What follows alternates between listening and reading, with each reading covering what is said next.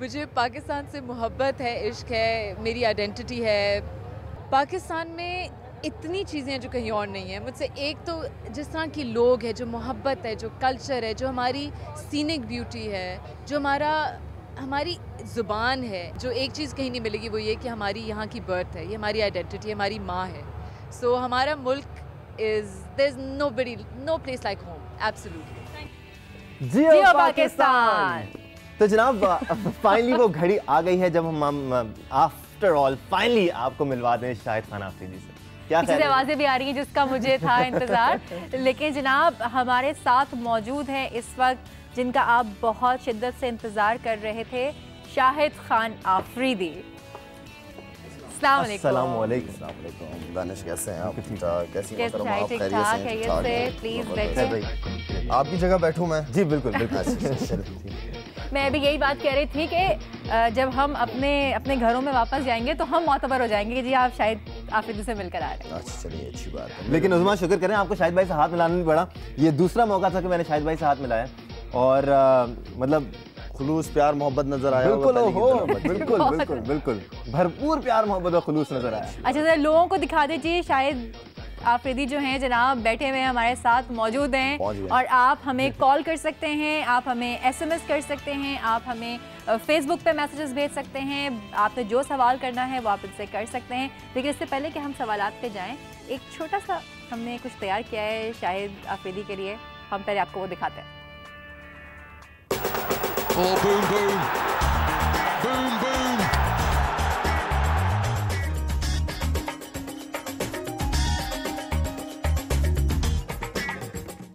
यकम मार्च 1980 को फाटा की खैबर एजेंसी में पैदा होने वाले साहबजादा मोहम्मद शाहिद खान आफरीदी को क्रिकेट के दीवाने बूम बूम आफरीदी के नाम से पहचानते हैं।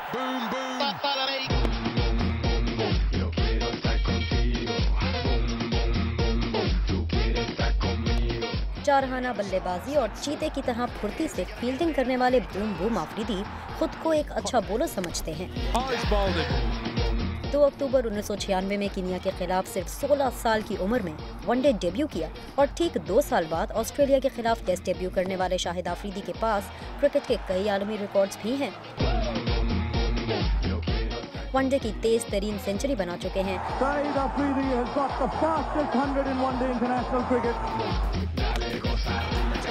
T20 में सबसे ज्यादा विकेटें लेने वाले बॉलर हैं।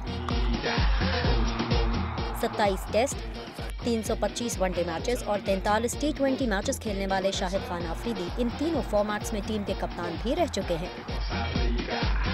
2011 में मशरूत रिटायरमेंट का ऐलान किया और फिर कुछ अरसे बाद क्रिकेट की दुनिया में वापसी का ऐलान कर दिया। हाजिर हूँ पाकिस्तान के लिए मैं।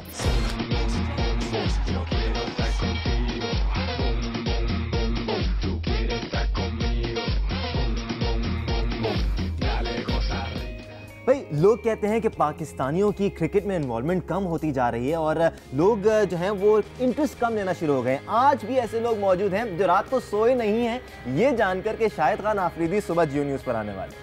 बिल्कुल, उन्होंने कहा कि हम सो गए तो कहीं सोते ही ना रह जाएं। अच्छा, मैं अभी थोड़ा सा कंफ्यूज हो रही थी। दुनिया तो आफरीदी के नाम से बुलाती है और कुछ लोग शाहिद भी बुलाते होंगे। क्या बुलाऊं मैं आपको? शाहिद बोलूं, आफरीदी बोलूं? बूम तो नहीं बोल सकती हूं। आप 3-4 चॉइसेस हैं जो आपका दिल चाहे। मैं शाहिद भाई लेकिन लाला कहना चाहता हूं। लाला मुझे अच्छा लगेगा आपके मुंह से। जो लाला में है ना वो उसमें दूसरे नाम नहीं है।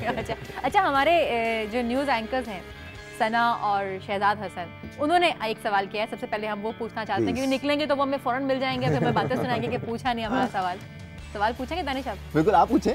अच्छा, सवाल उनका ये था कि जनाब आज जो खवातीन हैं वो घर में नाश्ता नहीं बना रही। वो कह रही हैं कि बस हमने जो है ना शाहिद आफरीदी को देखना है, आज आप लोग अपने अपने नाश्ते खुद बना लें। आप क्या नाश्ता करके आए हैं घर से? हकीकत में मैं खुद भी नाश्ता करके आज घर में नाश्ता मेरे भी नहीं बना। तो वो तो देखते रहते हैं रोज। तो मैंने कहा अब इतना जियो के पास आ रहे हैं तो यही नाश्ता मिलना चाहिए। चलो जी, अंडा पराठा क्या पसंद है नाश्ते में? जो खिला दें। अच्छा, वैसे आज शाहिद आफरीदी का आप एक अलग ही रूप देखेंगे। आज हम इनसे फुल तफरी करने वाले हैं, इनसे पूछने वाले हैं कि ये क्या पकाते हैं, क्या खाते हैं और क्या क्या खिलाते हैं। अच्छा लाला, यकीनन खाने पीने के आप बहुत शौकीन हैं। मैं आज लाला कहने वाला हूँ इनको, मैंने परमिशन भी ले ली है। ठीक है जी। आप खाने पीने के बहुत शौकीन मुझे बिल्ड से भी लगते हैं, तो क्या खाना पसंद करते हैं? यार दानिश, हकीकत में तो कोई भी चीज़ सामने हो, अल्लाह की इतनी नेमत है, सबका शुक्र अदा करता हूँ।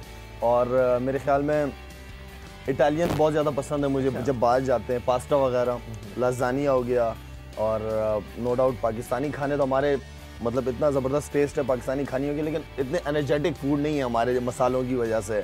लेकिन सिंधी बिरयानी बहुत ज़्यादा पसंद है मुझे। अच्छा भाई, और ये मुझे पीछे से आवाज़ें आनी शुरू हो गई हैं, कॉल्स आनी शुरू हो गई हैं, हम बातें ना करें, मतलब अब कॉल्स। ठीक है जनाब, महनाज हमारे साथ मौजूद हैं कराची से, और महनाज कुछ सवाल करना चाह रही हैं। बिल्कुल महनाज, अस्सलाम वालेकुम, कैसी हैं आप? वालेकुम सलाम दानिश, क्या हाल है आपके? बिल्कुल ठीक ठाक, अल्लाह का शुक्र। महनाज, शाहिद खान आफरीदी हमारे साथ हैं, क्या बात करना चाहेंगे? वालेकुम सलाम महनाज, खैरियत से हैं आप? जी बिल्कुल ठीक ठाक। शायद आपसे एक छोटा सवाल पूछना था। जी।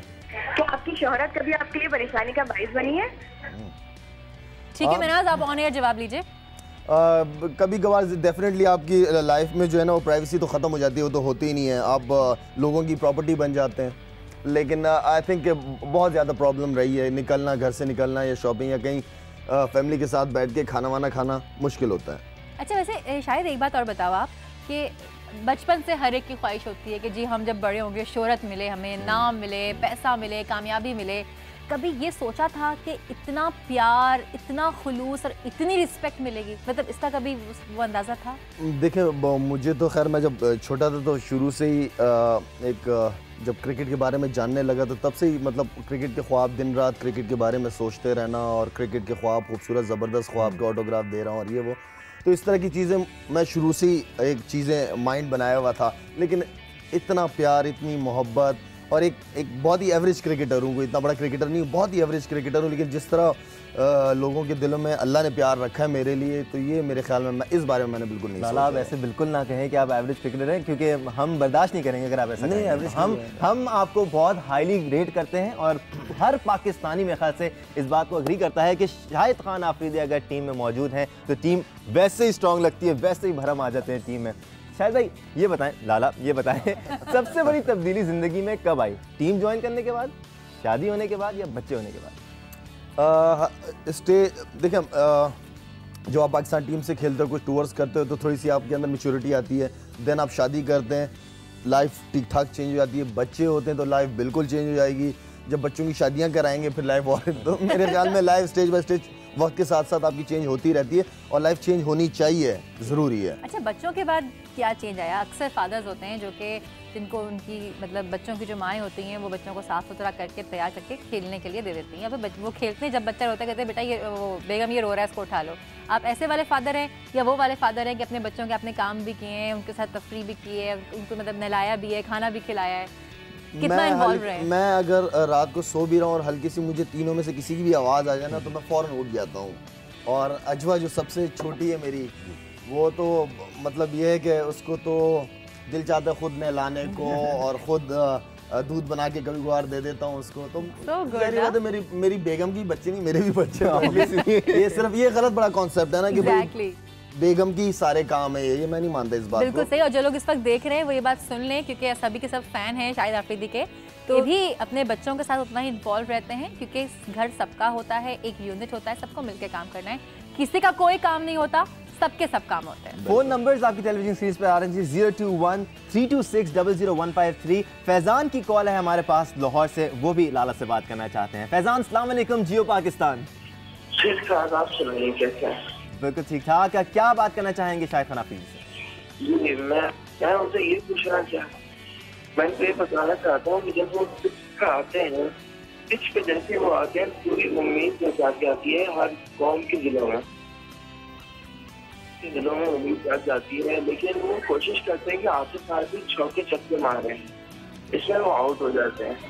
मेरा सवाल ये है कि वो स्टैटिक्स के साथ क्यों नहीं खेलते? ठीक कह रहे हैं आप। क्या नाम बताएं? फैजान बिल्कुल ठीक कहा आपने। और मेरे ख्याल में काफ़ी अरसे से बैटिंग में वो परफॉर्मेंस नहीं हो रही जो होनी चाहिए। बॉलिंग में बहुत ज़्यादा फोकस किया है, लेकिन इंशाल्लाह आपकी जो शिकायत है वो दूर हो जाएगी इंशाल्लाह, जितनी अब प्रैक्टिस कर रहे हैं, मेहनत कर रहे हैं। एक इंटरेस्टिंग पॉइंट यहाँ पर यह है कि जितने भी फॉर्म्स ऑफ क्रिकेट हैं, ऑल्दो आपने टेस्ट क्रिकेट से रिटायरमेंट ले ली है, लेकिन सबसे अच्छी एवरेज शाहिद खान आफरीदी की टेस्ट क्रिकेट में ही है। तो अगर रुक के खेलना चाहें तो बिल्कुल खेल सकते हैं, ऐसी कोई बात नहीं है, हमें पूरा यकीन है जी। अच्छा किसी को बातें सुना के बड़ा मज़ा आता है, मतलब आप समझ गए होंगे मैं क्या पूछना चाह रही हूँ कि आपने बड़ी बातें सुनाई। ये बात कही गई कि और उसकी वजह से मतलब हम लोग पूरी कौम जो है वो आपको और ज़्यादा रिस्पेक्ट देने लगी है और ज़्यादा इज्जत देने लगी कि लंदन कोर्ट पे ये बात कही गई कि शाहिद आफरीदी ने जो है वो बातें सुना दी। कैसा लगा था उस वक्त बातें सुना के? मतलब नहीं खैर, वो मेरे ख्याल में जो आप मज़हर मजीद की बात कर रही हैं, देखिए वो उज़मा हुआ ये है कि उन्होंने मुझे याद नहीं आ रहा कि उसने मुझे फ़ोन किया है, लेकिन मुझे ये याद है कि काफ़ी अरसे से वो मुझे फॉलो करने की कोशिश कर रहा था। जब मैं होटल में जाता था तो लॉबी में मेरे पीछे पीछे आता था, जिसको मैं इग्नोर ही करता रहता था। 1-2 दफ़ा उसको मैंने कुछ अच्छे कलमात भी दिए, तो मेरे ख्याल में ताकि साइड पे रहे, एक ही दफ़ा साइड पे। सही क्या। तो वेल आई थिंक मैं ऐसे लोगों से साइड पे रहना चाहिए। और मेरे ख्याल में कभी कभी बातें सुनाना जो है वो अच्छा भी होता है। एक बंदा बात नहीं मान रहा कि भाई मुझे क्यों फॉलो कर रहे, क्यों मेरे पीछे आ रहे, इसलिए कि मुझे उन लड़कों की रेपुटेशन का पता चल गया था इंग्लैंड में कि किस किस्म के लड़के हैं। वेल वो सारी चीज़ें खैर सामने आई गई हैं। तो किसी भी शख्स की डेवलपमेंट उसके घर में होती है। लाला, आपकी जो तरबियत हुई, आपके वालिद का यकीनन उसमें बहुत बड़ा रोल था। हमें बड़ा अफसोस है इंतकाल का, और जितना भी अफसोस किया जाए शायद कम है, क्योंकि ये एक ऐसा लॉस होता है जो हम कभी भुला नहीं सकते। बिल्कुल।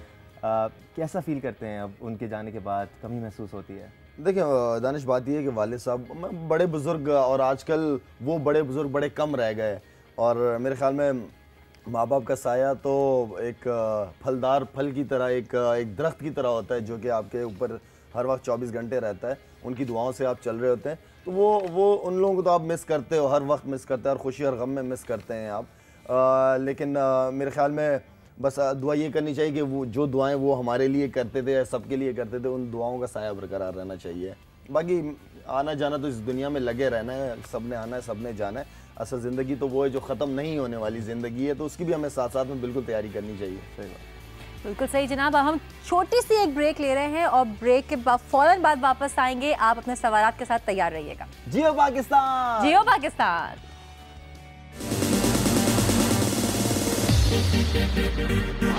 जियो पाकिस्तान, जियो पाकिस्तान, जियो पाकिस्तान।